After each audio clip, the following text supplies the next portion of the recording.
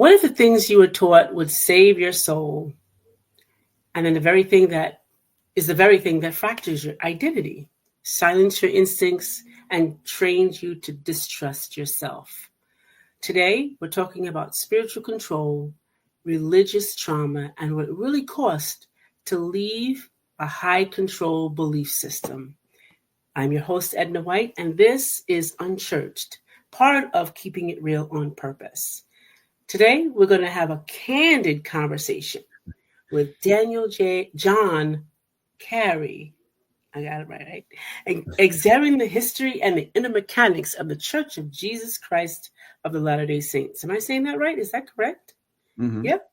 Okay. Not from rumor, but the lived experience and documented patterns of control. Welcome to the show as we unpack this. Thank you. We'll see what happens when we're talking. Don't be so controlled. I hear it. Just get excited about it. So it's really, going through it, I know it's like, it's one of those subjects that, you have to talk about. Some of those ones you don't really, want to talk about sometimes, right?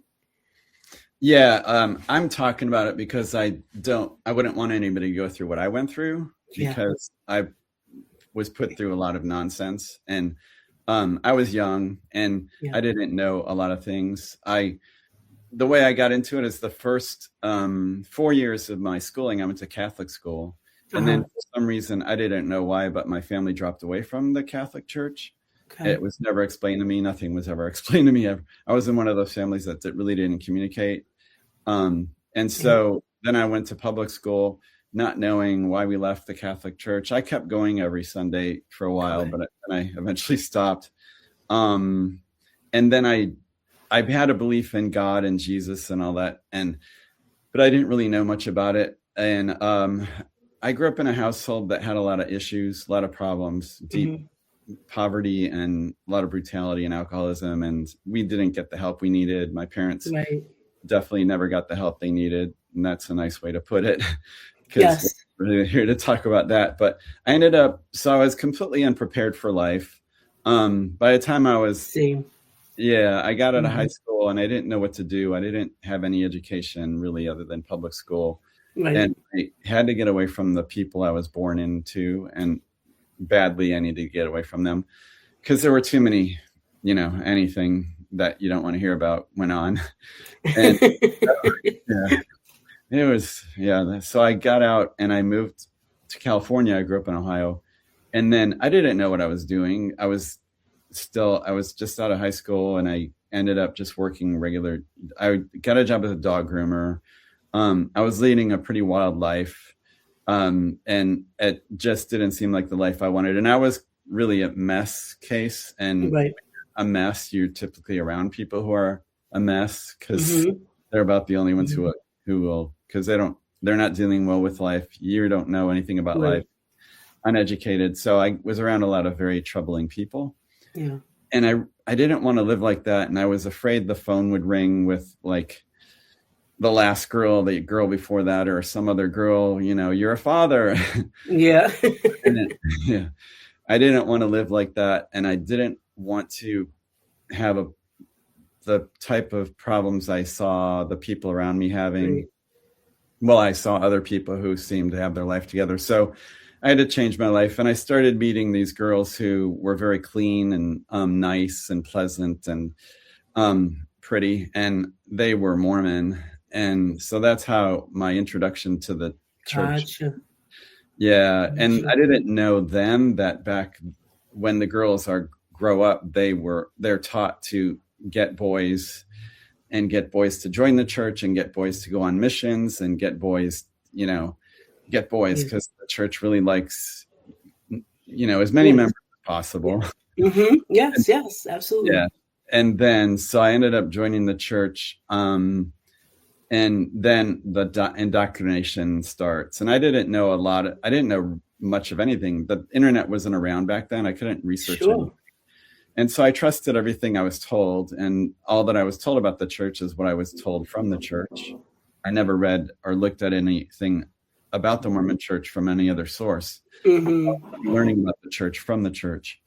And that's how cults go. And they warn exactly. they warn you about reading anything from any outside sources, because their theory is like, if you want to learn about the church, then ask the church. Why would you go?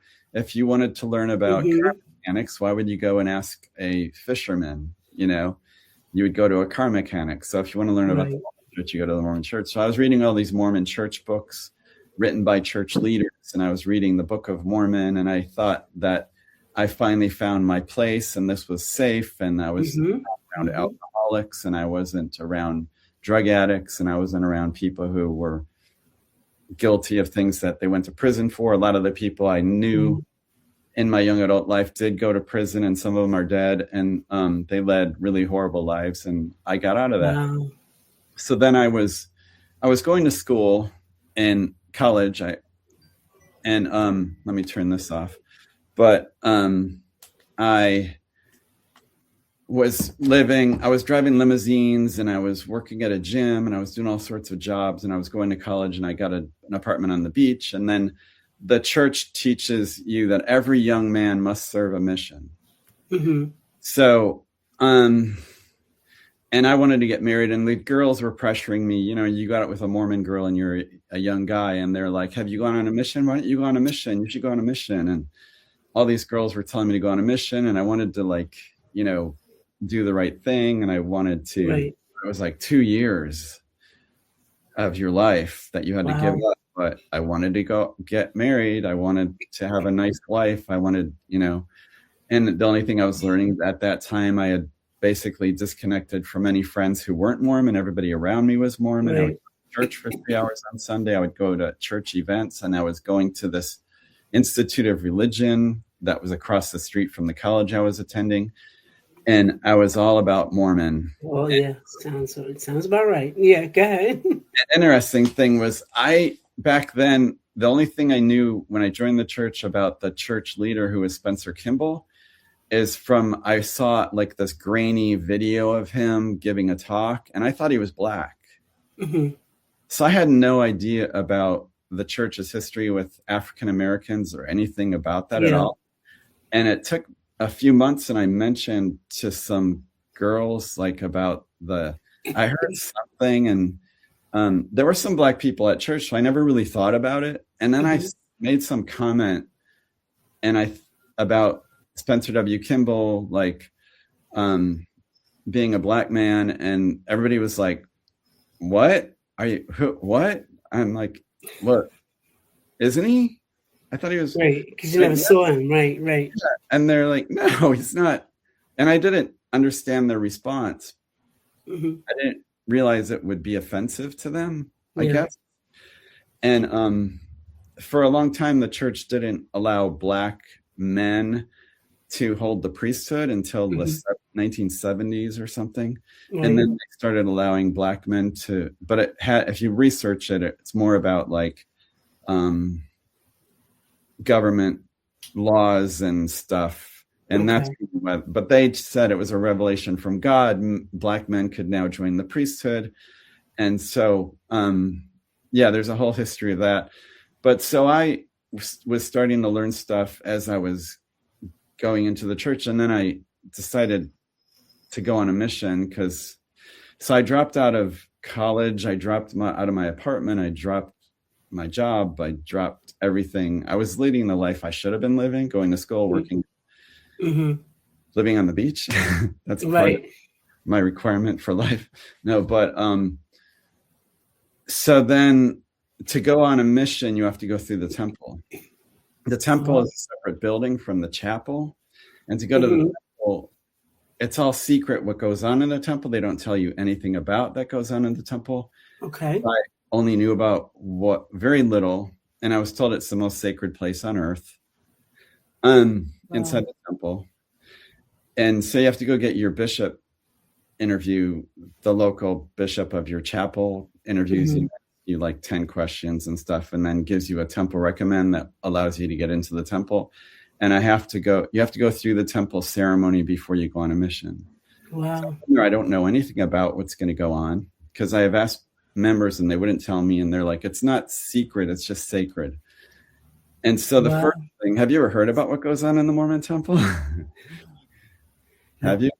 No? Oh, No. well, I knew nothing and I was young in my early 20s. And so the first thing they bring me to is, I was just in a suit and tie and like I'm going to church or something. The first place you is a locker room, and I'm told to take everything off. Wow. And wear this. It's like this white poncho fabric thing. Right. And I don't know why. And I see other people other men in the locker room are coming out of their locker stalls and they're wearing this white poncho thing. I don't know. I'm like, okay. So I put it on and the sides are wide open. Like there's no buttons or anything. So I took the pin from the key. There's like this key with a big baby pin thing. Yeah.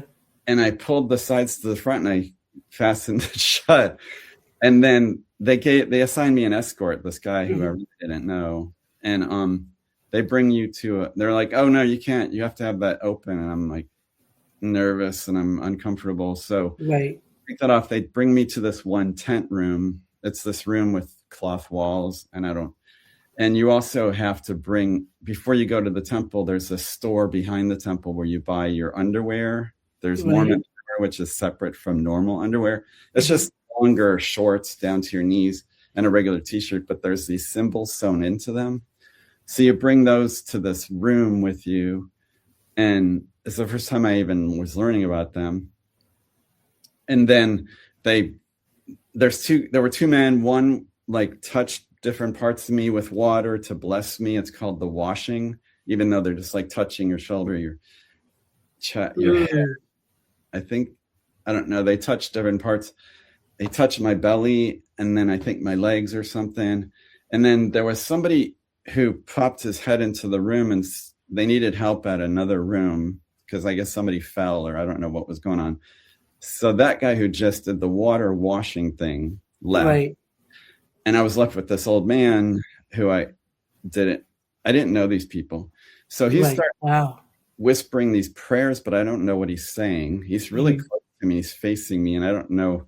I don't know what you're saying. And he just kept talking and he's touching me with like oily fingers on my head.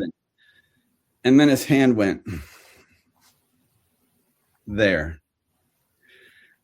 I didn't know what was going on. I didn't know if this was part of it. I had no idea what was happening. I just stood there like, and then before I know it, the other guy came back in the room. So I don't know if that guy stopped because the other guy walked in the room. Right.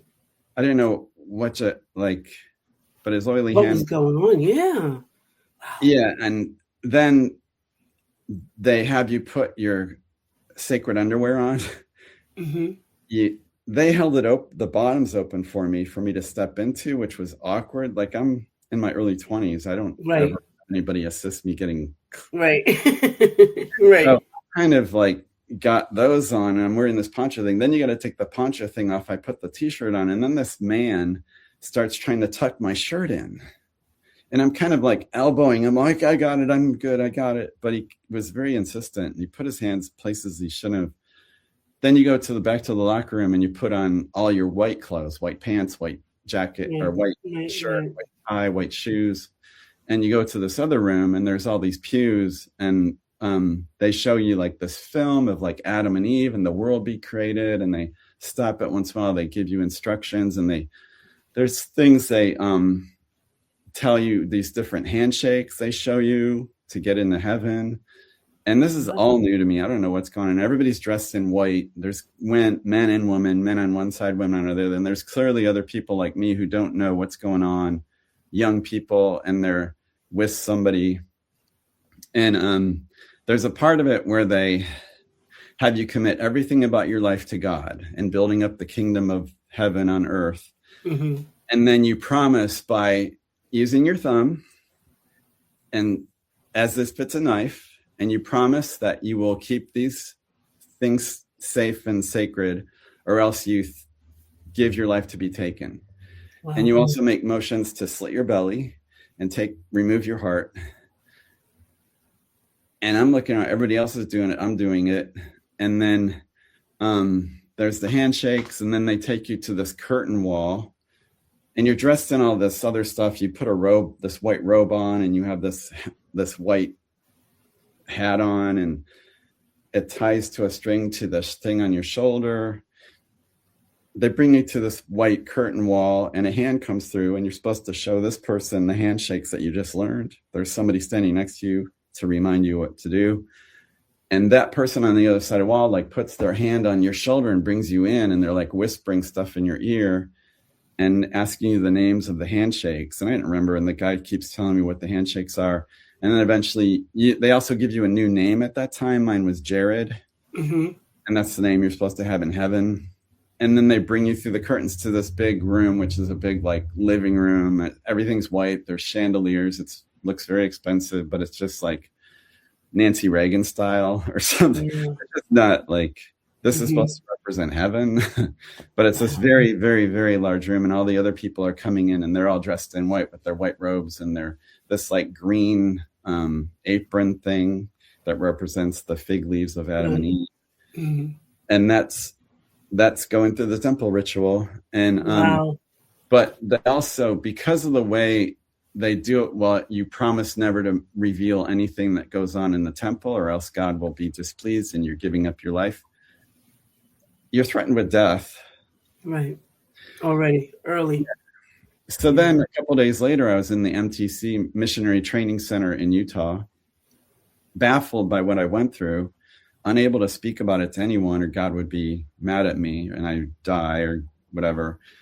And I spent 2 weeks in the Missionary Training Center with all these other young guys. You're broken up in like teams of 10 or something, and you go through all these classes for 2 weeks, and you learn all the stuff you're supposed to teach non-members on your mission. You're going to spend a couple of years going door to door, knocking on doors and trying to talk to people. And you have to memorize these lessons that have exactly what you're taught, memorize. And you're on your mission. You're not allowed to dance. You're not allowed to date. You're not allowed to hug anyone.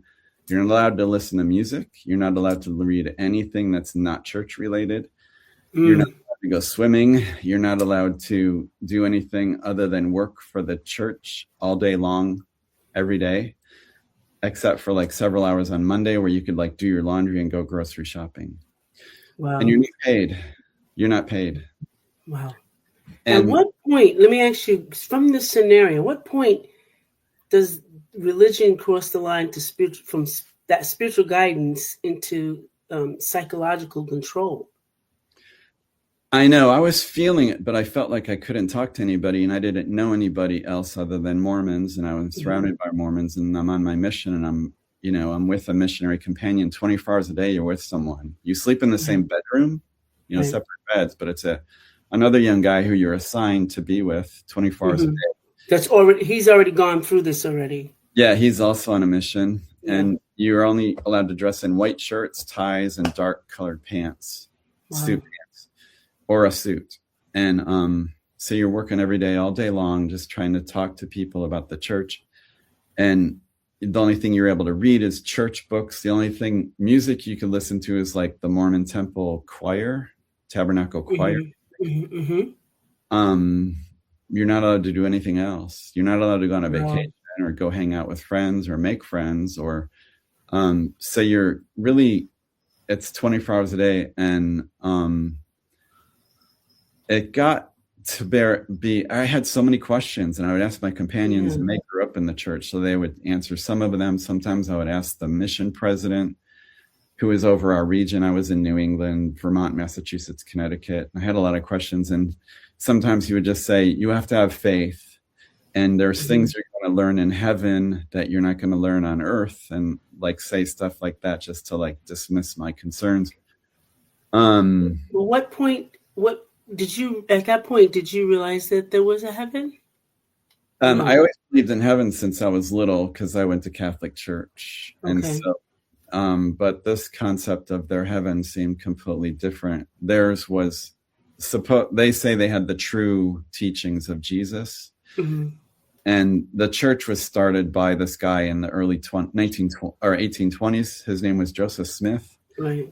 And he wrote this book with some other people. He says he wrote it himself, and he said it was inspired by God, and it's translated from ancient scriptures from the American continent, what are now the American continents. And they tell the story of ancient Israelites who come to the Americas thousands of years ago, and then Jesus comes and visits them. And the Book of Mormon, I was too ignorant and uneducated to realize how much it was just a bunch of nonsense, because it reads like part of the Bible. It's like Bible fan fiction. Right. Now I realize it's filled with anachronisms, because it mentions things that weren't even in America. Like it mentions horses, it mentions chariots with wheels, it mentions swords. There was no metallurgy in the American continents until the Europeans brought horses, brought metallurgy and different teachings. They brought cows and pigs. But the Book of Mormon talks about all these things as if they existed before Columbus, thousands of years ago. But I didn't know that then, when I was in the Mormon Church, that the Book of Mormon was filled with all these errors, historical errors. It mentions, cattle. It mentions pigs. There were no domesticated farm animals in the American continent before the Europeans brought them. Right. Did you ever think that you were going to be punished when you questioned? I felt like I was being kind of stupid and uneducated, and all these other boys who were on their missions, they were all grew up in the church. And every time I asked a question, it was like, don't you know that? And I'm like, no, I joined the church about a year before I went on my mission. So there's a lot of stuff I don't know. And they would give me church books to read and try to find the answers in there. There was one book called, by Spencer W. Kimball, who was the prophet of the church at that time, called The Miracle of Forgiveness. And it's a really dark book, and it talks about how it's very brutal.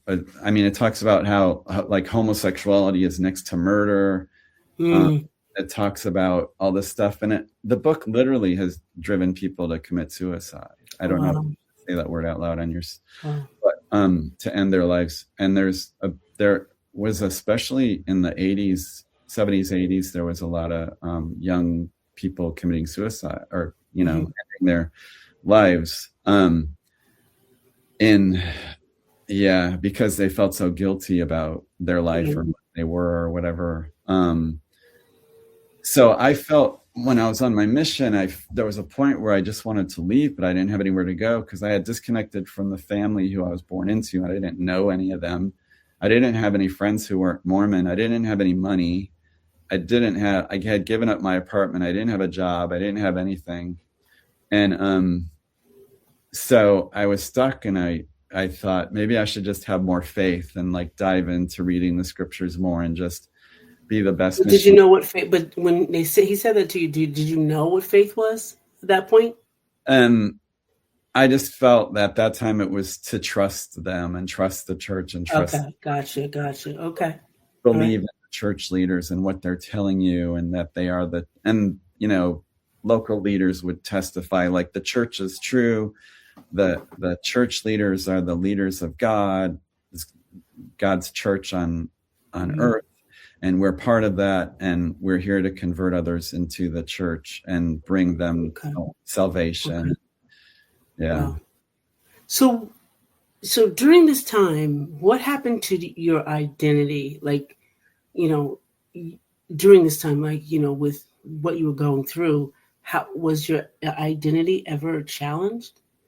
They tell you to leave your earthly self behind and take on the mantle of God, and you're here as a mission, and you're working for God and spreading the word of the Lord, and have faith, and be righteous and obey the church leaders and all that stuff. So that's all you're really told if you ask any questions. Pray, fast, spend like 2 days not eating and praying, and try to feel the Spirit, and listen to your church, the talks on Sunday, and study the gospel. It's always the same thing. Right. Okay. There's no mental health care with the missionaries. You're living you're living in poverty. you're not treated really like a human being. You're just treated like another missionary, and you're another square a peg in a hole or whatever. Right. There were many times where I almost left, and there was one point where I couldn't stand my companion at all. I told the mission president that if you don't separate us, I'm leaving. I don't know where I'm going, but I'm leaving. Right. He's like, well, I have to pray about it. And I'm like, you don't have to do anything. You're just going to separate us or I'm gone in 2 days. And I should have left. But 2 days later, I had another companion. And so he seemed like a really good guy. He grew up in the church, but he was a lot of fun. He was smarter and from a good family and all this stuff. And we got along really well. And I really like just going out and talking with people. I really like just getting, and people, I got known as like attracting maniac because I would just go all day and just like try to talk to people. Some missionaries, they just want to play basketball and hang out. Yeah. Wow. And complete their mission so they could go home and get married and go to school. But it really puts your life on hold and it infantilizes you because then you're doing this. That's good. That's good. Yeah. Okay. Yeah. You're 2 years of your life where you're just not dealing with yourself. You're not developing yourself at all. You're not going to school, you're not educating yourself. You're not developing your career. You're not dating. You're not developing relationships with women or whatever you're into. You're not yourself. You're just denied, and you're suppressed. And it gets to the point where you don't really know who you are anymore. You're just another Mormon. And and you can't talk about certain things or God's going to be displeased. But I ended up feeling stranded on my mission, but I just dedicated myself. And then finally I went home and I knew this kid from where I grew up in California. I mean, where I left for my mission in California, and he had left to college and he said his bedroom's available. You can go live with my parents because I didn't have anywhere to go and I didn't have any money. So I went and lived with this couple. I didn't even know them. And got a job. Now, is this part of your mission or no? This is afterwards. That's after I left my mission. Gotcha. Okay. I came back to California. And so I got a job working at I actually was going to go to school and I had 8 weeks before I had to go to Utah to go to school. So I had 8 weeks of working. I worked for a pharmacy delivering drugs in a car that the pharmacy owned and saved money and went to school, and I hated it. I was at BYU, Utah, and I didn't feel any connection because I had already gone to college in California. Right. And BYU just seemed like some kind of high school. And I felt like there was no culture there. It was all a bunch of, sorry for the term, but a bunch of white people. Yeah. Who were also returned missionaries, and then young Mormon girls who a lot of them were there just to meet a boy to get married. Because the women are really denied in the church. In fact, 12-year-old boys really received the first level of priesthood in the Mormon Church. The women never receive the priesthood. There's no women leaders. It's all men. Yeah. That's around the clock. That's around every religion. No, women are definitely washed from that. Yeah. No. Yeah. So even when you're married in the temple, you're told to be submissive to your husband. And all that stuff. So it's all about the husband, and the husband has the priesthood, and the husband is leader of the household, and but 12-year-old boys get the first level of priesthood, so then they're above any women of any age. Wow. A 12-year-old boy has more spiritual power than a grandmother, and all that stuff. And it's amazing that women stay in the church, but there's a lot. I mean, it couldn't exist with all the women having babies, and sticking with their Mormon husbands. Now, I know that belief is tied to obedience, right? How did it reshape your ability to trust your own thoughts and your emotions? Well, I came from such a screwed up childhood that I felt like I was doing the right thing, and I found my answer to live a clean life. God approved of this, and Jesus is the leader of the church, and the church leaders are the people I should listen to, they're my authorities. And those are the only people I had in my life I looked up to them, I guess. After my mission, I started dating a lot because I just wanted to get married. I dropped out of BYU. I couldn't stand it there. But some people love it. I didn't. I just wanted to get back to California. Right. Yeah. Nothing like when you go to some place like that. It's nothing like that in any other area. You can't accept it. Yeah. Wow. Yeah, Utah is a different place. It's yeah. I mean, Salt Lake City has a lot of non-Mormon people. Right. Yeah.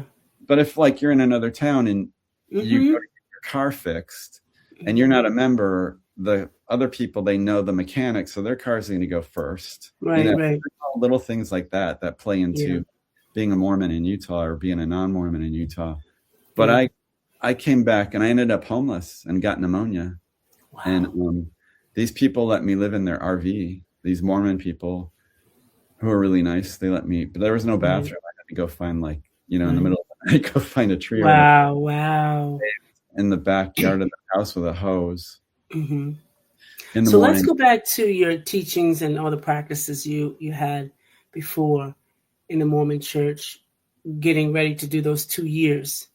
I know you told us a few teachings and practices, but were there any more that functioned as control rather than spiritual guidance?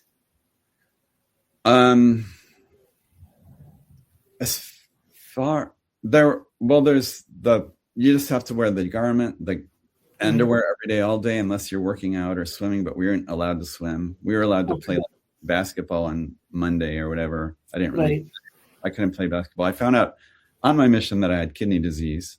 Oh wow! Which explained why it hurt so much to be bumped. Which I didn't. My whole childhood, I had a lot of pain whenever I got bumped. Yeah. And I never learned how to play contact sports, but all the other missionaries would play basketball and I'd sit and read my scriptures. And they thought I was Gotcha. On my mission, I found out I had kidney disease and I had to go all these doctor's appointments. And they started telling me I needed a kidney transplant and all this stuff. But as far as like spirit, I didn't feel spiritual at all in the temple. That's is I felt like a lack of spirituality. Gotcha. Mm-hmm. The only thing I felt was like that I was leading a clean life and I was no longer around criminals who are like stuff. Like my first roommate ended up going to prison later, like years after. He's in still because what he did to some young people that I found out about years later.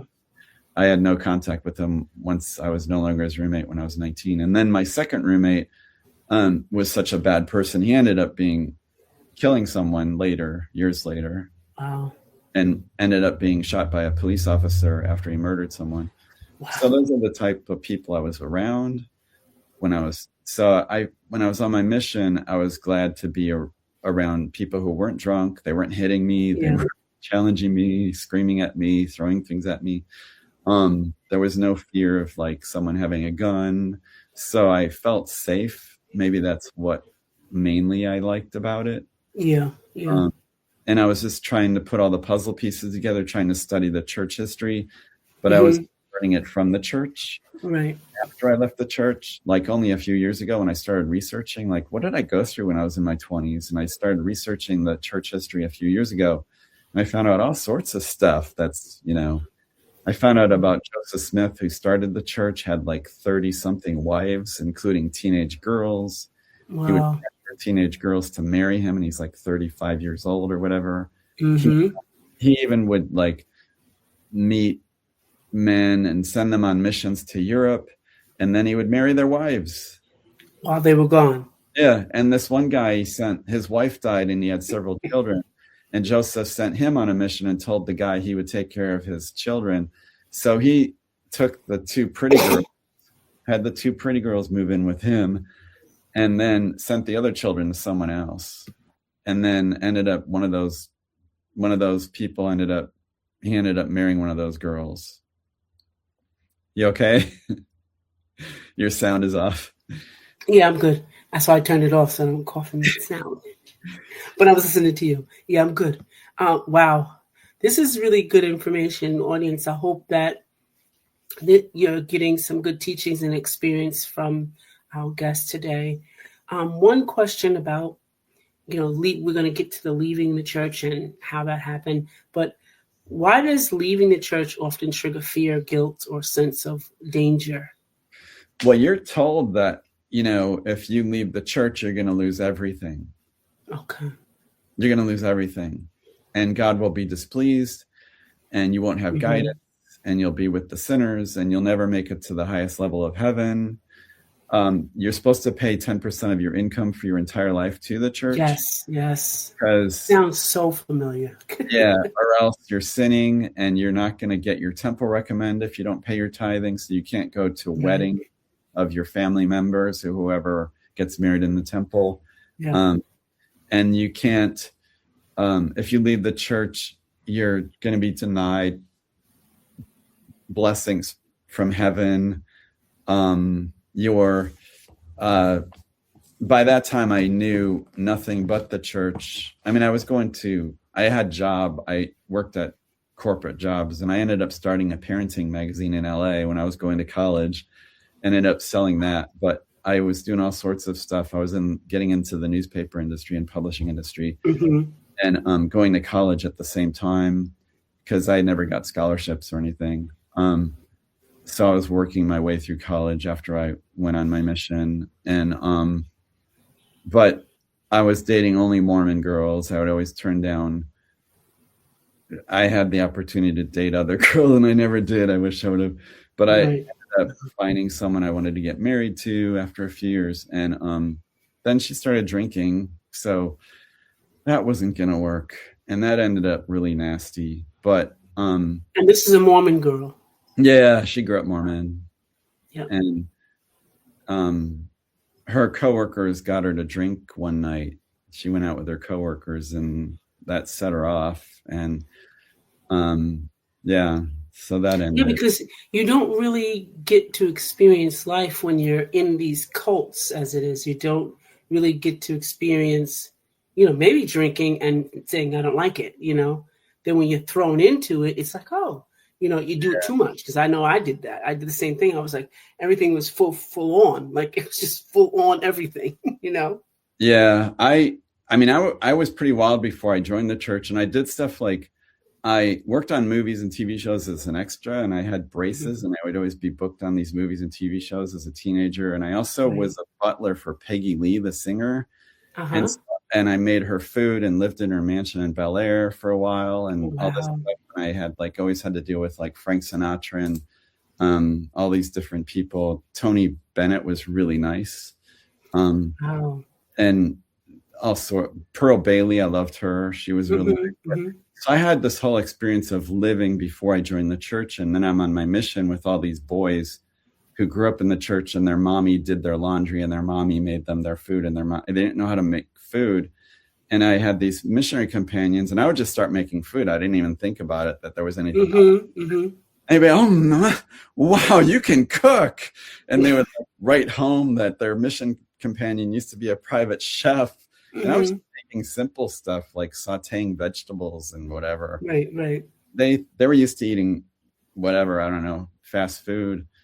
But so I saw how infantile people were from being raised in the church, and they yes we are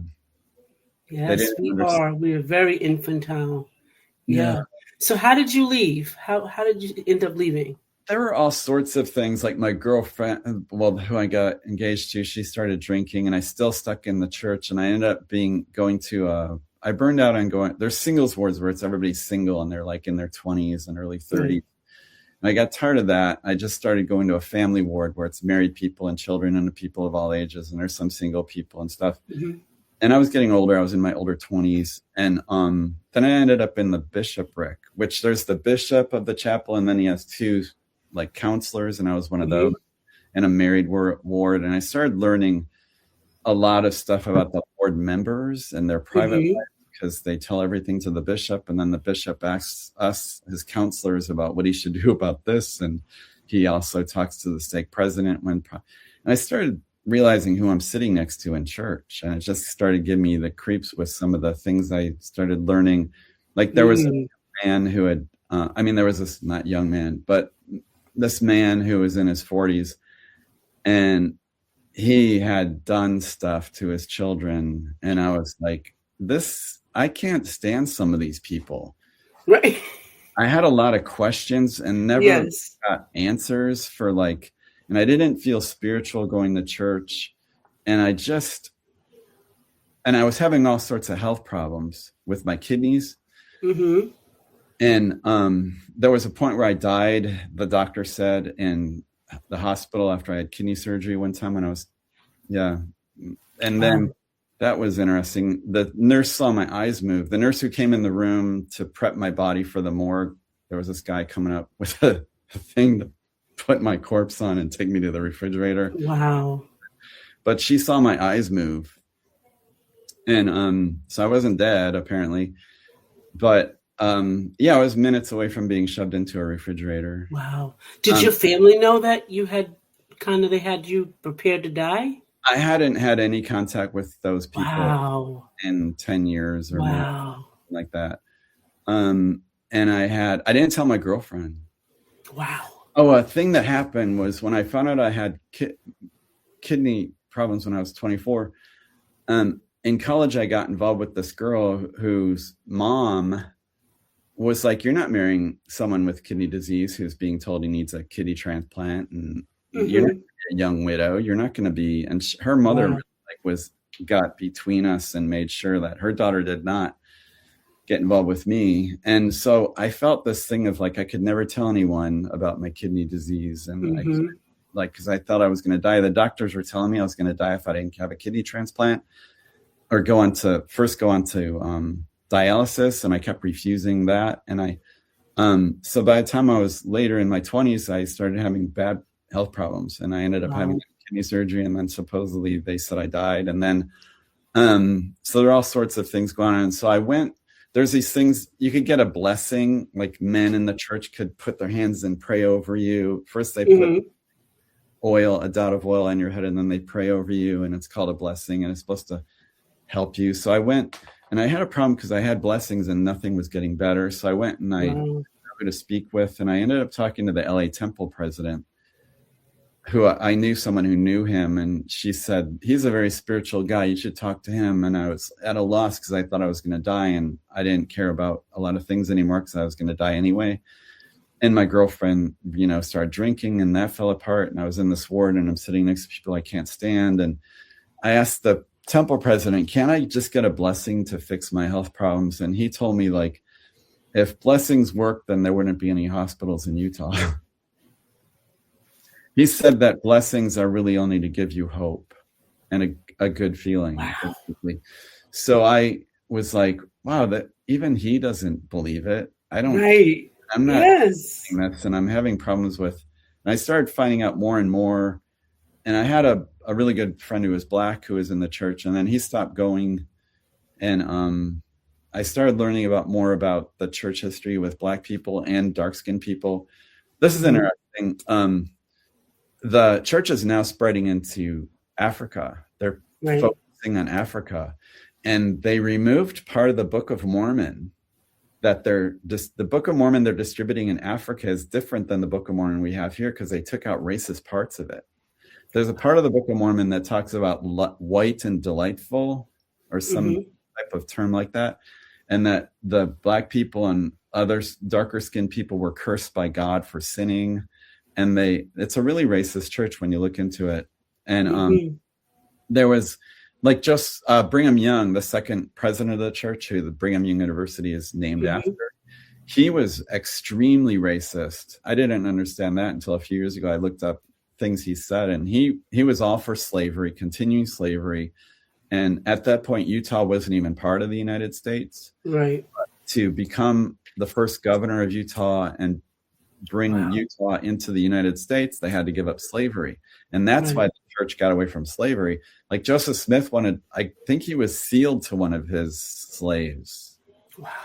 Yeah. So that he's with his slave in heaven. There's these prayers they say, and that supposedly seal you.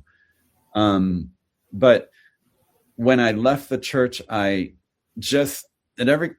didn't feel close to it at all. And I ended up just writing them a letter, my local bishop, telling them, don't ever contact me. I'm not interested in the church anymore. And that was it. And then I just started living a wild I had a pretty wild life for a while, and I also didn't care about a lot of things because I thought I was going to die, but I wasn't dying. So yeah, I had to get my life together. Yeah. So what would you say to someone who has left but still feels guilt, fear, or spiritual anxiety?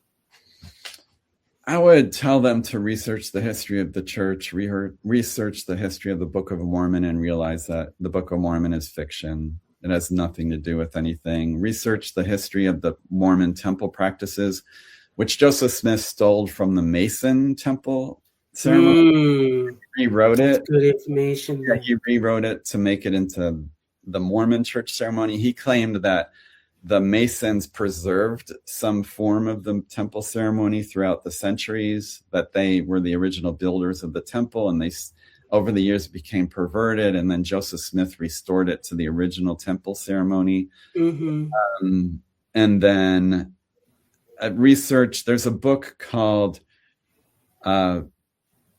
the CES letter, Church Education System letter. This young guy who wrote a letter to the church education system guy at Brigham Young University and asked him a bunch of questions about the history of the church, because this young guy was having problems with all the things he was learning about the church.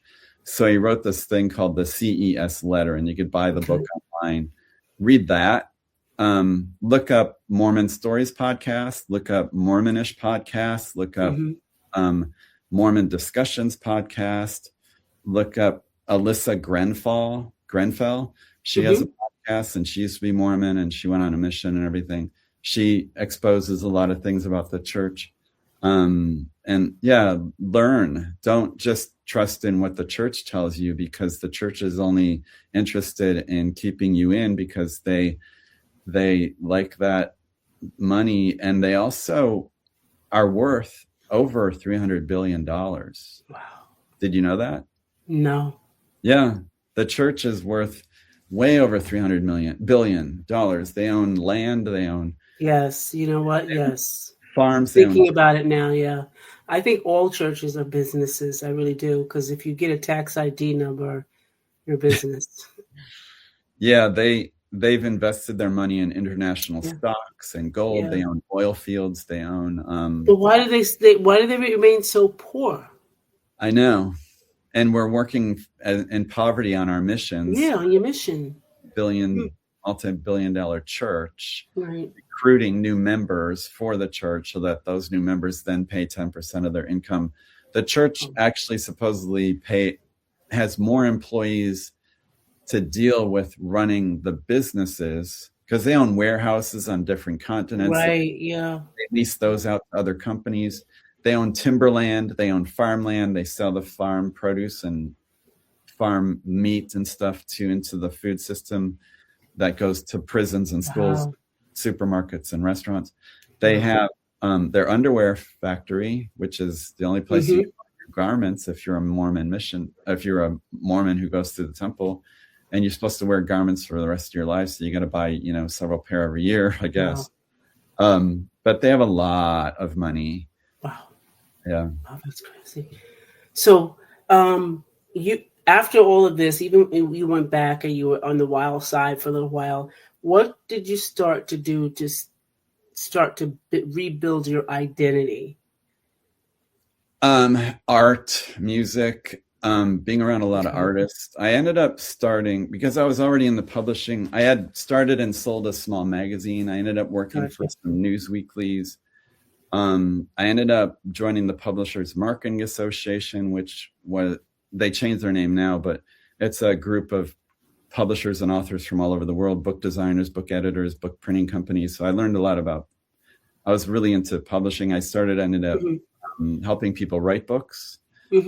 Mostly doctors and nutritionists, some novels, but some books about the insurance industry, the life insurance industry. I was helping all these people write books, getting their books ready for publishing. And I dove into that. And I was also writing screenplays and helping to run a screenwriting workshop, which I still do now. I run this workshop in LA for screenwriters, and I help people write screenplays. What's that?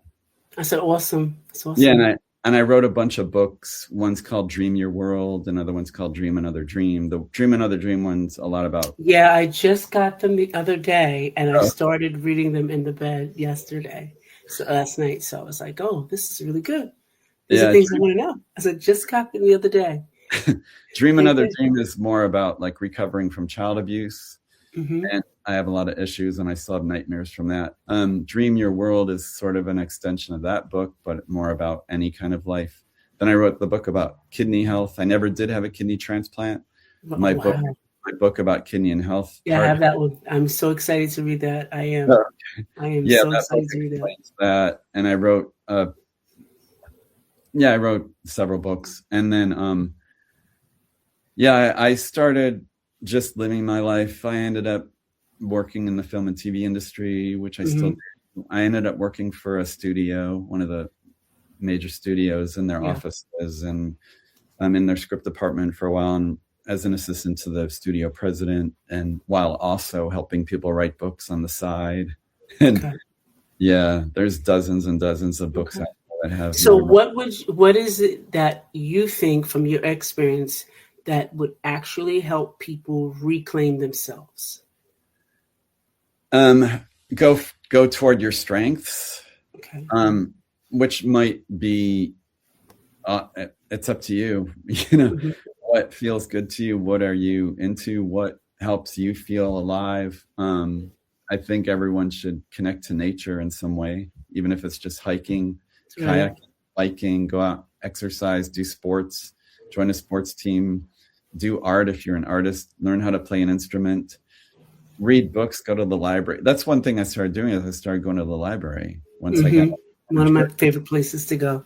Because I hadn't read any books other than church books for several years. And so I started reading a lot of books. And there was one point where I was reading like 1 or 2 books a day. I had hundreds and hundreds and hundreds of books. I ended up having a big garage sale and selling them and giving them away. And then ended up writing a bunch of books. But discover yourself. Go to the library and see what books and topics interest you. And don't give your money to a church. Open an index fund and put the money in an index fund. Put 10% of your money every month into an index fund. That's way better than giving it to a church. Absolutely. Yeah. I love that. I love that tip. Well, Daniel, thank you for sharing your story. I was totally just listening. You've given me some insight into another world of another religion. And thank you for just your words of encouragement, because if you could do it, any of us can do it, you know, and helping us figure out how to rebuild our identity outside of that fear-based faith. And I thank you for doing that. Audience, if you want to connect with him, I do have his books. They're on the side of my bed, and I was supposed to bring them with me. So I want to leave them there because I have to read them. So I was going to show them to you. But how can we find you, Daniel? Tell us how to find you.